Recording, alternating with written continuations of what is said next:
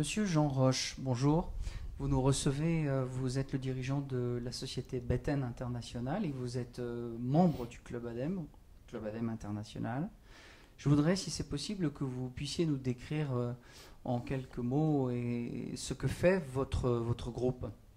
Oui, bonjour, je vous remercie de m'accueillir. Et effectivement, nous sommes membres d'ADEME International en tant que Beten International, ça paraît logique d'une part, mais deuxièmement parce que nous avons aussi l'envie et l'intérêt d'être une éco-entreprise et à ce titre de travailler d'une manière générale dans tous les thèmes de l'ADEME et particulièrement pour nous en ce qui concerne les énergies renouvelables, l'environnement et l'agriculture qui sont les trois terrains de prédilection de notre société. Alors, où intervenez-vous et que faites-vous déjà en termes d'activité ? En termes d'activité, notre particularité, c'est d'intervenir bien sûr à l'international, mais plus particulièrement dans les pays de l'Est. C'est une longue tradition de notre société qui, après avoir travaillé un moment en Afrique, puis au Moyen-Orient, finalement est allée travailler en Asie. Puis il y a eu la crise de l'Asie en 1999. Et donc, parallèlement, nous avions commencé de travailler sur l'ex-URSS, à l'époque soviétique. Et de ce fait, progressivement, s'est spécialisé sur les pays de l'Est. Si on veut faire un petit retour historique, évidemment sans trop s'étendre, mais la partie de tout ce bloc des pays orientaux de l'Europe, comment ont-ils rebondi derrière justement le bloc soviétique? Qu'est-ce que vous pouvez dire de notable là-dessus? D'une manière générale, on peut dire que quand même les pays de l'Est sont à distinguer entre deux parties. La partie de l'Europe centrale qui a rejoint l'Europe des 27, et puis d'un autre côté, ce qu'on appelle aujourd'hui la CEI, qui n'est déjà plus la CEI à cause des dernières modifications, et qui sont tous les pays qui étaient au-delà du rideau de fer. Donc nous-mêmes, nous sommes plutôt spécialisés dans cette deuxième partie qui est derrière l'ex-rideau de fer. Alors, dans ces pays-là, vous intervenez pour faire quoi? Vous êtes bureau d'études, vous mettez en place des solutions, vous les accompagnez, vous faites où commence votre prestation, où termine-t-elle?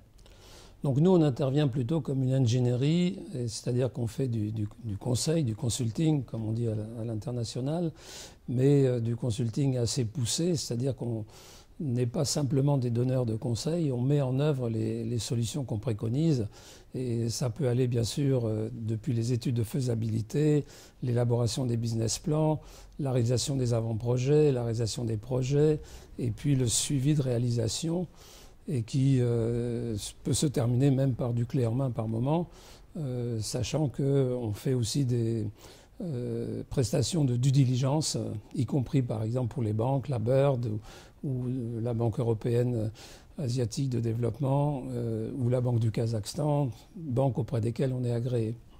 Parfait. Alors, ces pays, on sait, ils ont subi une mutation très importante.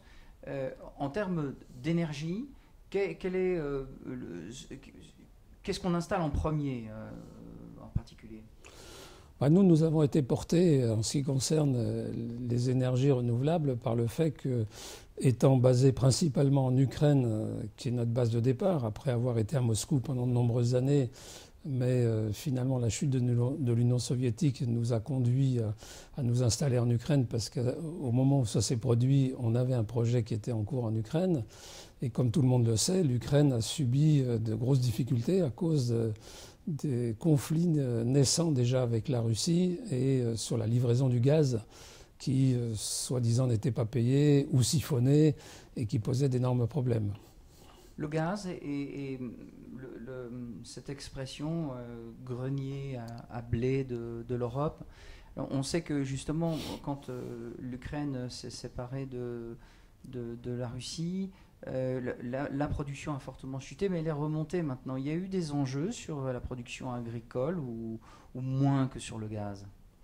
Les enjeux étaient effectivement le double des deux côtés. C'est-à-dire que d'une part, en ce qui concerne l'énergie, il fallait trouver des substitutions au gaz pour être moins dépendant de la Russie. Ça, c'est toutes les énergies renouvelables dont je pourrais vous parler.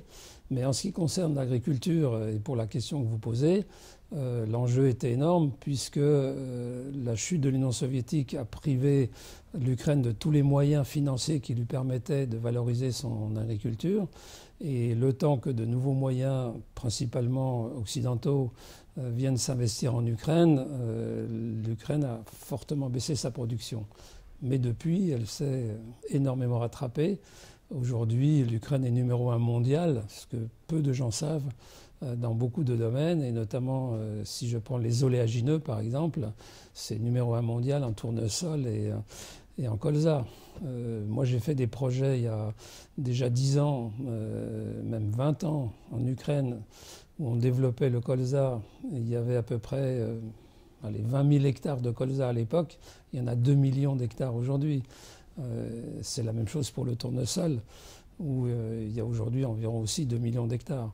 Et l'agriculture de l'Ukraine n'a pas fini de parler d'elle, et le terme de grenier de l'Europe n'est absolument pas usurpé et va continuer de croître.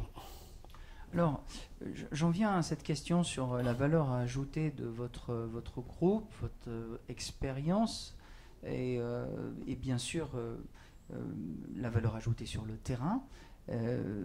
Voilà, avec les énergies renouvelables et puis toutes les spécialités autour de l'environnement, on a quand même affaire à un grand champ d'innovation.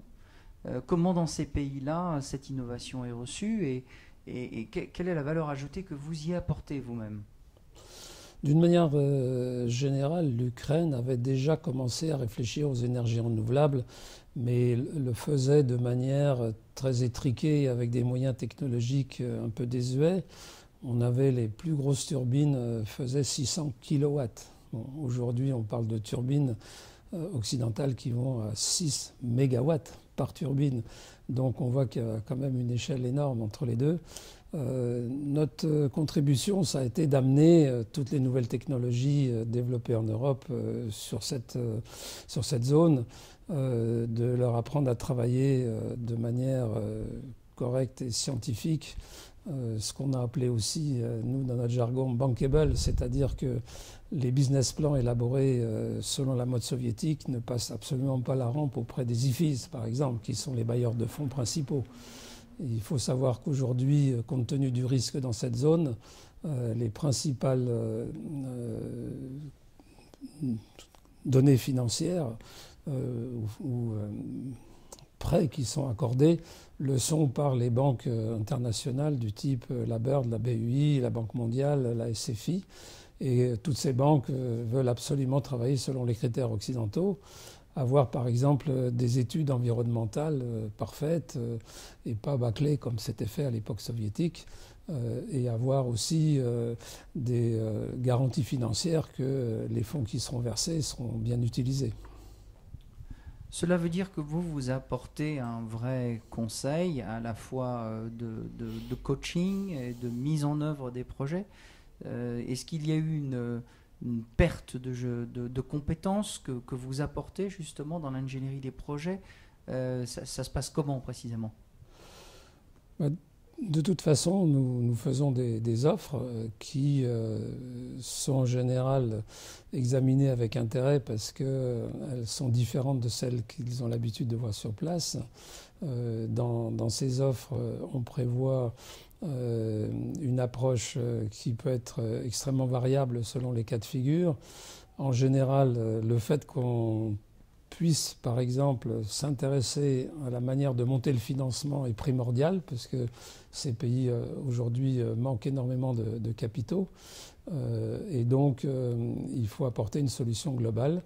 Et puis, surtout, prendre le problème de A à Z, puisque à l'époque soviétique, on n'avait que des sociétés qui étaient spécialisées chacune dans leur domaine, et il n'y avait pas de compétences transversales et globales comme celle d'une ingénierie qui allons depuis la recherche des terres, l'obtention du foncier, l'obtention des raccordements électriques, la mesure de vent, par exemple, mesurer le vent pendant 1 an à 2 ans avant de construire un parc n'était pas connu dans cette zone.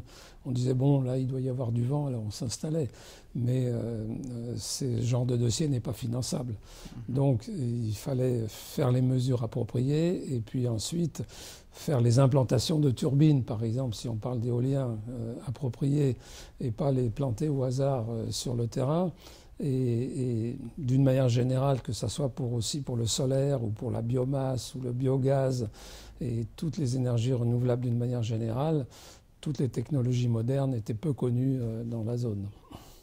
Oui, parler d'un chantier de gestion et de tri des déchets dans une ville de 300 000 habitants, qu'en est-il? C'est quelle ville d'ailleurs? Alors là, c'est un projet dans notre deuxième volet d'activité qui est l'environnement. Dans ce domaine de l'environnement, aujourd'hui, il y a un énorme problème de déchets dans toute la zone des pays de l'Est, puisque, à part quelques grandes villes qui ont réglé le problème plus ou moins bien, et on voit bien en Ukraine le scandale qu'il y a eu sur la ville de Lviv, où il y a eu quelques morts l'été dernier, qui ont fait pas mal de bruit. Rien n'est réglé dans le problème des déchets et tout le monde jette ses déchets partout dans la nature, ce qui est assez un scandale. Le fait que l'Ukraine vient de rejoindre l'Europe, en signant l'accord d'association avec l'Europe, les contraint à appliquer la réglementation européenne. Cette réglementation est en cours de mise en place au niveau gouvernemental en Ukraine. Et nous gérons actuellement un projet pilote dans la ville de Tcherkassy qui a pour but justement d'aller depuis la collecte, le tri en amont, éventuellement le tri en aval, et puis la valorisation bien évidemment des déchets. Et puis ce ne sont que les ultimes déchets que nous mettrons en stock. Alors qu'aujourd'hui tout est stocké indifféremment, y compris les déchets dangereux. Et justement, ce problème des déchets dangereux est un problème énorme dans les pays de l'Est qui n'est absolument pas réglé. Si je donne un petit exemple qui me semble là aussi assez dramatique, en Ukraine, on estime à peut-être 600 000 tonnes la quantité d'huile usagée qui est déversée chaque année dans l'environnement. Et sur les 600 000 tonnes, on sait qu'il y en a à peu près 50 à 60 000 qui sont aujourd'hui retraités. Où va le reste? Personne ne le sait aujourd'hui. Ce qui est quand même assez aberrant. Jean Roche, on parle évidemment au nom du Club ADEME International. Quels sont vos autres projets internationaux? Avez-vous une expérience que vous souhaitez développer ici ou là? Je crois aussi que vous faites certains partenariats avec d'autres membres du Club ADEME. Qu'en est-il? Oui, vous avez tout à fait raison. C'est une très bonne question. Parmi les problématiques d'environnement, nous travaillons aussi sur la problématique de l'eau. Parce que, bien sûr, les déchets solides, c'est une chose, mais les eaux usées, c'en est une autre. Et de la même façon, dans les pays de l'Est, les eaux usées sont rejetées dans des caniveaux le long des champs. Et surtout pour toutes les petites villes et les villages, rien n'est fait. Donc nous avons trouvé intéressant de nous occuper de ce problème et nous l'avons fait avec un membre d'ADEME International, Coin Environnement, qui développe actuellement une solution assez intéressante et originale de station de traitement d'épuration avec un procédé biologique et modulaire qu'ils appellent la West Water Box. Et nous travaillons avec eux de concert pour essayer de développer ce projet, car les besoins sont immenses. On les estime aujourd'hui à plus de 400 à 450 déjà demandes identifiées de villes où il est absolument nécessaire de mettre ce genre de solution. Et la fortification de la culture de l'olivier en face de Zadar? Oui, alors ça c'est une autre aventure qui provient aussi de notre intérêt à l'environnement dans une troisième activité de Beten qui sont les plantes d'une manière générale, plus particulièrement les plantes aromatiques, ce qui nous amène à être depuis 20 ans producteurs, transformateurs et distributeurs en Europe de production de plantes aromatiques qui poussent dans les pays de l'Est. Mais les pays de l'Est, du nord au sud, ça va depuis la Sibérie avec le pain de Sibérie et l'huile de pain de Sibérie. Peu de gens se doutent que quand ils lavent leur parquet avec une bonne odeur de pain, ça peut venir de Sibérie. Mais peu de gens se doutent aussi que l'Occitane, qui utilise par exemple de l'hélichrysum et qui a mis à la mode ce produit, a fait que beaucoup de sociétés utilisent aujourd'hui l'hélichrysum de Croatie. Et de ce fait, depuis 7 ans, nous sommes en Croatie pour nous occuper aussi des plantes aromatiques, comme le laurier, le genévrier par exemple, avec lequel on fait le gin. Bon, tout ça, c'est des plantes emblématiques de la côte dalmate. Et en travaillant sur ces sujets, on est tombé sur une nouvelle histoire qui se passe sur une île en face Sadar, l'île de Ugljan, qui veut dire huile d'ailleurs, de manière emblématique. Et dans cette île, il y a une tradition de 2000 ans de culture de l'olivier, sauf que progressivement, au fil des siècles, cette culture a décliné et qu'elle est aujourd'hui assez mise à mal avec le changement climatique. Donc, on a proposé à la mairie de la ville principale de cette île, qui s'appelle Preko, de les aider à redynamiser cette culture de l'olivier. Et pourquoi ? Parce que quand j'ai visité cette île et que j'ai visité la mairie, on m'a montré un conservatoire des oliviers, ce qui était une initiative déjà très intéressante. Mais ensuite, la directrice du conservatoire me dit « Je vais vous montrer quelque chose de très spécial ». Je dis « Ah bon, c'est quoi ? C'est une île au trésor peut-être ?» Et son trésor, c'était en fait une ancienne huilerie, telle qu'on les voit en Provence, l'huilerie d'Oppio ou d'autres, avec les moulins en pierre qui broient les olives. Et quand je visite cette huilerie, elle est complètement abandonnée. Et pourquoi elle est abandonnée ? On me dit qu'elle ne respecte pas les normes européennes et que donc on est obligé de la fermer pour toutes ces raisons. Je dis, si à cause de l'Europe on ferme une huilerie, grâce à l'Europe il faut en ouvrir une autre. Et donc on va redynamiser, construire une nouvelle huilerie aux normes. Et puis pour ça faire appel à un financement de type LIFE qu'on est en train d'étudier. Et pour étudier ce financement, il fallait trouver des partenariats. Donc là, de nouveau, on se met en partenariat, par exemple, avec Porquerolles, le conservatoire des oliviers de Porquerolles. Et peut-être destin de l'histoire, le conservatoire de Porquerolles est en train d'imaginer un projet de conservatoire partagé pour l'ensemble du tour méditerranéen. Et donc, nous allons certainement développer un projet en commun. Oui, une sorte de jumelage en fait, quoi. Voilà, une sorte de jumelage technique qui finira peut-être par un jumelage entre les villes, on ne sait jamais, hein, et les îles. Si un membre du club ADEME, puisqu'il y a, disons, peu ou prou chaque année à peu près 100, 120, 130 entreprises, veut trouver quelqu'un pour avoir un petit retour d'expérience sur les pays de l'Est, vous pourriez donner quelques conseils ? Aucune hésitation, on le fait volontiers et très souvent, et nous servons souvent même de pont entre des entreprises françaises ou européennes et des clients ou des entreprises qui demandent de la technologie dans les pays de l'Est. Une autre particularité aujourd'hui, c'est que quand on est obligé de produire de manière importante pour ces zones-là, les produits européens sont trop chers. Pour aller en Afrique aussi, souvent les produits européens sont trop chers et donc on n'a pas la vente. Et on a par contre la concurrence, par exemple, des Chinois.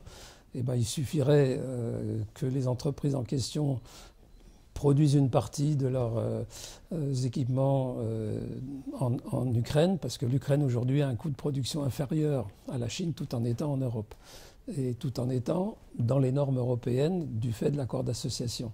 Donc c'est un énorme réservoir de possibilités, de perspectives de développement où il y aurait des associations triangulaires à faire entre les pays destinataires, la France et puis l'Ukraine par exemple. Une bonne idée. Jean Roche, merci beaucoup. Bon courage et bon développement pour votre groupe Beten International et merci de nous avoir reçus pour cette interview du Club ADEME International. Merci. Et merci à vous de m'avoir interrogé sur toutes ces perspectives intéressantes. Merci monsieur. Je vous en prie.